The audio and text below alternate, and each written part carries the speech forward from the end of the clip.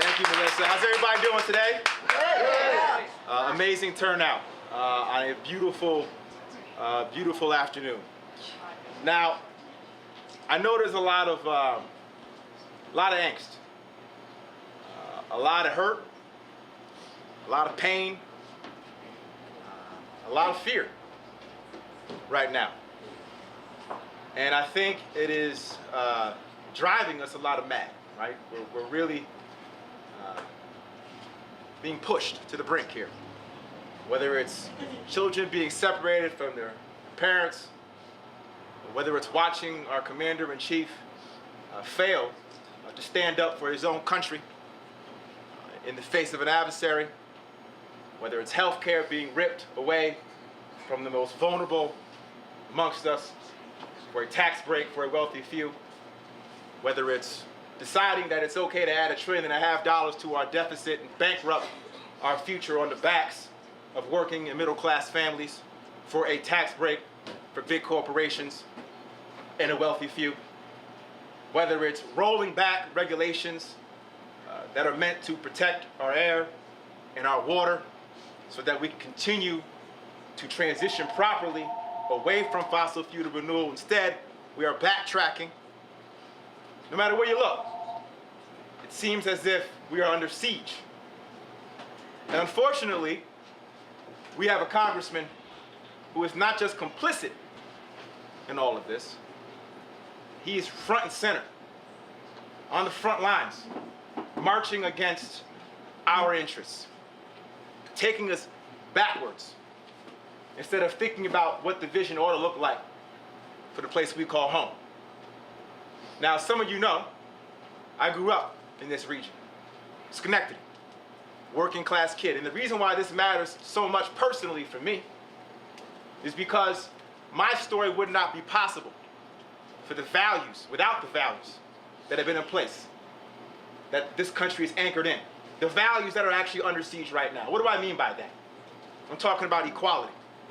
I'm talking about compassion. I'm talking about acceptance. I'm talking about love. I'm talking about fairness. Fairness. No one should just skip to the line. No one wants a handout, but at the same time, people deserve a hand up. People are being pushed into the cracks right now intentionally. For what? To hold on to wealth, to hold on to power. And it's gotten to a point where people have stopped believing in our democracy. They've stopped believing in it. Democrats, Republicans, doesn't matter. It's broken, people think. So why do I show up anyway? 80% of us are being asked to share just 10% of the wealth. 10%. 2/3 of us living paycheck to paycheck. We don't hear a thing about investing in our infrastructure. We hear promises about it. People get elected, nothing happens. $1 trillion infrastructure bill we hear. What do we get? Pennies. Investment in roads and rail. Here we are in New York. New York, in the richest country on earth. And I still gotta drive around and see signs that say, broadband access coming soon. In New York. We drove from Dutchess, Woodstock, then Dutchess. To Woodstock to here. Went 45 minutes to an hour. Couldn't get cell service in New York. We know. I know. We know, and everybody who seeks to represent this area and believes that change is necessary ought to act like they know too. And we have a congressman right now who is blind and deaf to these issues. And it's not because he's uninformed, although when you don't show up and talk to people, you might be. It's because he doesn't care. Period. Now, when you come from the margins, when your parents tell you, get a good education, that's going to be the great equalizer for you. Work hard. And when your parents have good jobs that pay meaningful wages that allow you to live a life of upward mobility, you personalize that. You internalize that. And you look around and you say, well, what's happened to these kind of stories since? I'm 41. And all the trends have been going in the wrong direction. The world got big, and corporatization took hold. Firmly.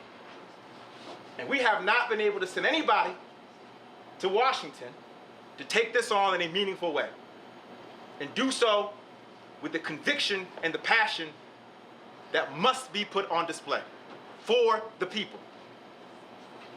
Now, here's what I stand for. We're the only developed country in the world without universal health care. It's a disgrace. And we can talk about what kind of health care we want. Should it be single payer? Should it be a public option? How about we have a conversation about how we can actually make sure that we are no longer the only developed country in the world without universal health care? How about that? How about taking concrete steps that can get us in the direction that will take the profit motive out of our healthcare system? You know how we can do it from my vantage point?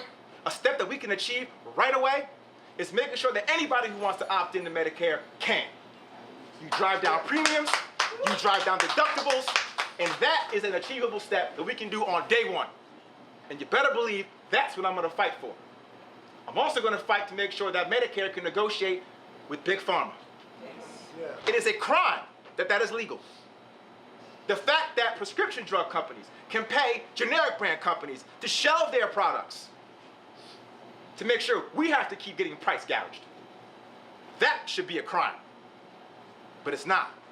Because we got folks in Congress who are bought and paid for by Big Pharma, bought and paid for by Big Ag. That farm bill, 94% of all those subsidies go to the commodities, 6 crops. What about small and mid-tier farmers? Fruits, vegetables, to folks who need the hand. Where's the investment? Why not expand crop insurance programs to include food that's not just a commodity, but can actually fulfill the communities on the ground? Why not invest in our farmer market programs and our food promotion programs? We need that here. We got a guy on the Ag Committee who's deaf and blind to all of this. The only thing he does on the Ag Committee is sit on it. That's it. And it's shameful. And we're gonna hear all kinds of distractions. Personal attacks, ad hominems, things that don't have nothing to do with the future of this place. Absolutely nothing. Listen for the issues, my friends. Listen for the vision. Ask him, what are you gonna do for us? What's your plan? What are you gonna invest in? Are you talking about education? Are you talking about trade schools, vocational schools? Are you talking about universal pre-K, debt-free tuition? What's your plan? Are you talking about taking away those subsidies we give to fossil fuels and making sure we invest in renewable energy to create jobs and protect our environment? What's your plan? Where is it? He doesn't have one. Didn't come with one. Because he wasn't here to do the work. He was here to work for somebody else. And make no mistake about that. And I'm tired of it, if you can't tell. This is about positivity. It really is. The fire in my belly is not out of anger. It's out of love.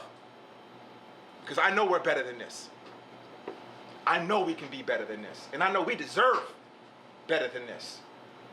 So as we sit in this year, what we all know is one of the most important years of this country's history, in our community's history. Own it. Don't run away from this. Embrace every bit of it. Go out there and knock on any door you can find. Call, get on the phones, and work. Work like our future is on the line.